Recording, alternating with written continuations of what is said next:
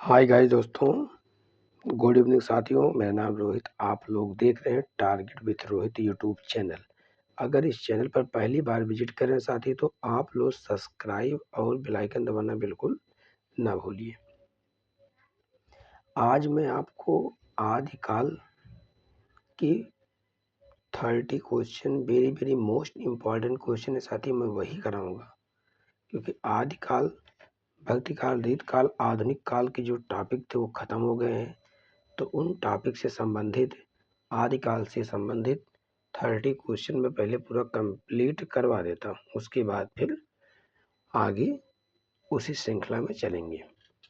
चलिए देखिए, आज का हमारा पहला क्वेश्चन है, हिंदी साहित्य का आदिकाल किसे कहा जाता है?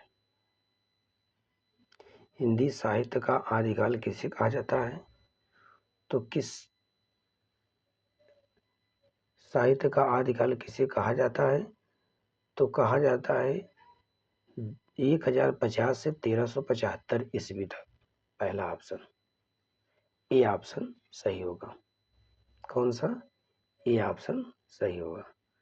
चलिए अगला क्वेश्चन, आदिकाल को और किस नाम से जाना जाता है? तो आदिकाल को वीरगाथा काल से, वीरगाथा काल के नाम से जाना जाता है। अगला क्वेश्चन है, आदिकाल के प्रमुख कवि कौन माने जाते हैं? तो आदिकाल के प्रमुख कवि माने जाने वाले हैं इसमें से चंद्रबरदाई। कौन है?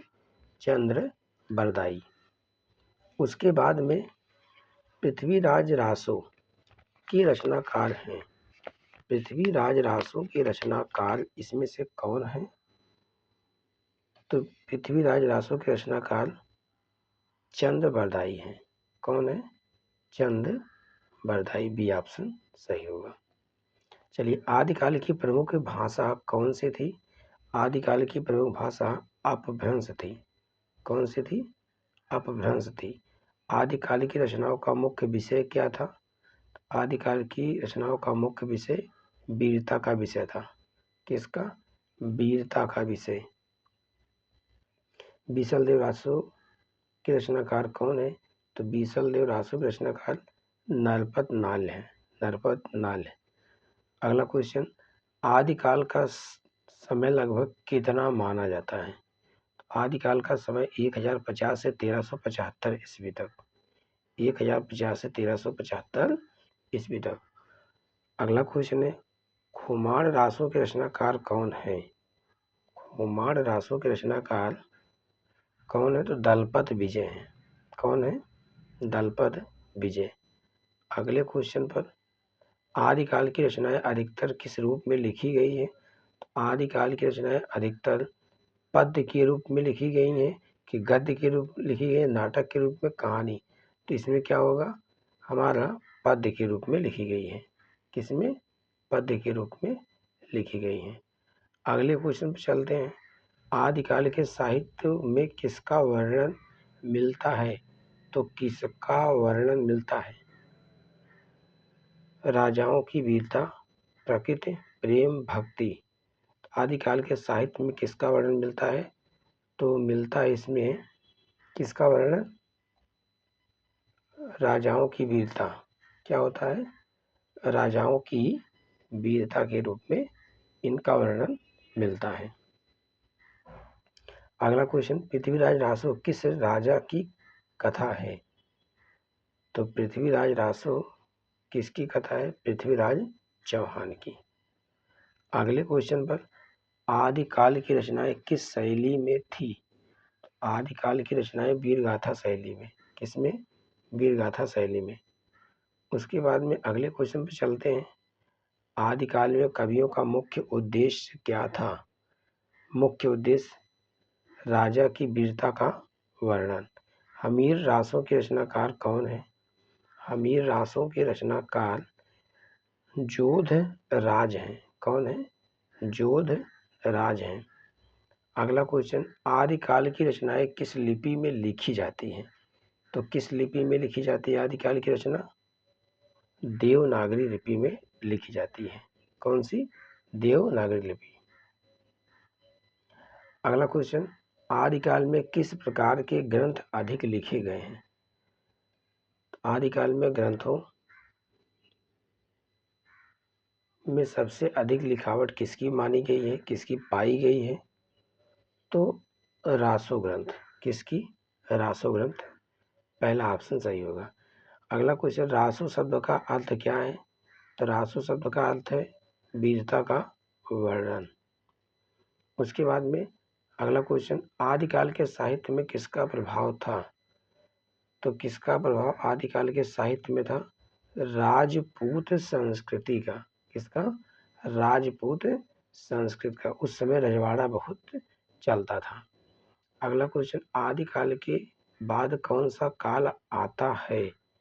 तो आदिकाल के बाद हमारा जो है भक्ति काल आता है। आदि के बाद में कौन आता है? भक्ति आता है।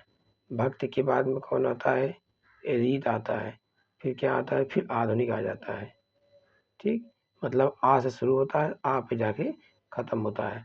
आदिकाल, भक्ति काल, रीत काल और आधुनिक काल। ठीक, इसमें ऑप्शन हमारा क्या होगा? हमारा ऑप्शन होगा भक्ति काल। आदिकाल मुख्यतः किसकी प्रशंसा की गई है? आदिकाल में मुख्यतः राजा और वीरों की क्या की गई है? प्रशंसा की गई है। राजा और वीरों की प्रशंसा की गई है।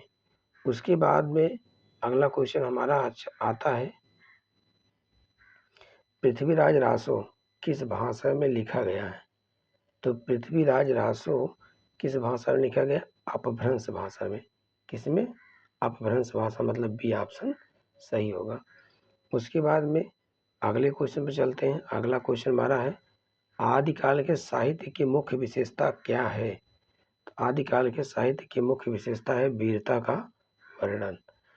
आदिकाल के साहित्य को किस साहित्य से जोड़ा जाता है? तो किस साहित्य से जोड़ा जाता है? वीर गाथा साहित्य से। पहला ऑप्शन सही होगा।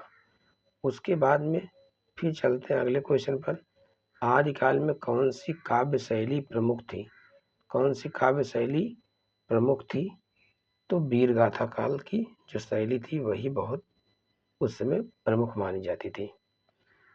अगला क्वेश्चन, आदिकाल के प्रमुख ग्रंथों में कौन सा है? तो कौन सा इसमें होगा? पृथ्वीराज रासो। पृथ्वीराज रासो, सी ऑप्शन सही।